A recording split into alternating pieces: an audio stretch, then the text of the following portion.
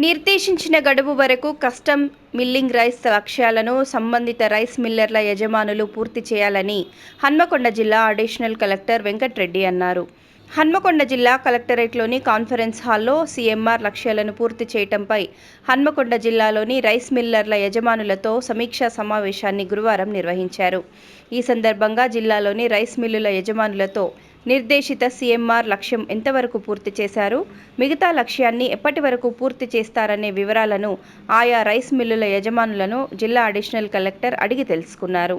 ఈ సందర్భంగా additional collector Venkatreddy మాట్లాడుతూ సీఎంఆర్ లక్ష్యాలను పూర్తి చేయటంలో రైస్ మిల్లర్లు నిర్లక్ష్యం వహించొద్దన్నారు.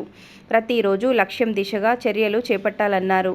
ఈ సమావేశంలో జిల్లా పౌర సరఫరాల శాఖ అధికారి వసంతలక్ష్మి, పౌర సరఫరాల జిల్లా manager Mahender, civil supply deputy తహసీల్దార్లు Krishna, Rojarani, Ramesh, Satyanarayana, rice millers association అధ్యక్షులు Venkateswararao, Jagan, raw rice, para boiled rice millers యజమానులు పాల్గొన్నారు.